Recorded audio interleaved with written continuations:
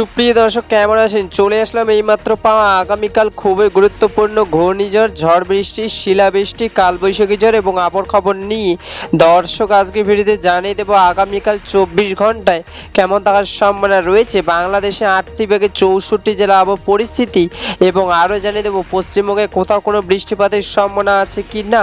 দর্শক, আপনি যদি আমাদের চ্যানেলে নতুন দর্শক হয়ে থাকেন তাহলে চ্যানেলটিকে সাবস্ক্রাইব করে পাশে থাকা বেল আইকনটি অন করে দিন।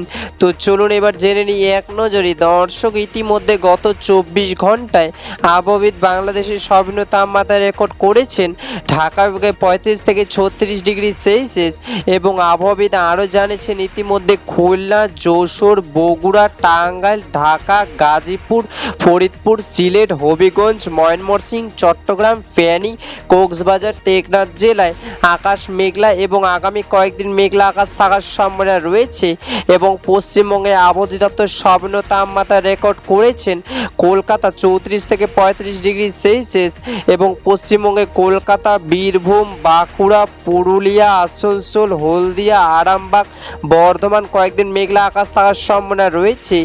দর্শক, এবার সরাসরি চলে আসলাম মেঘ বৃষ্টির স্যাটেলাইট পুরো চিত্রে এবং এই মুহূর্তে দেখতে পাচ্ছি আজ এবং আগামীকাল 24 ঘন্টায় বাংলাদেশে 8টি বিভাগে 64 জেলা আকাশ মেঘলা থাকার সম্ভাবনা রয়েছে।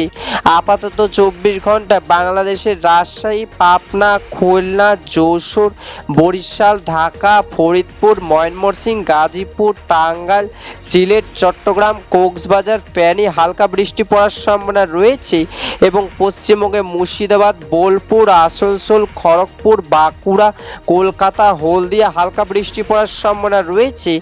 18 মে 2026 সোমবারে আবহাওয়ার খবর। ধন্যবাদ।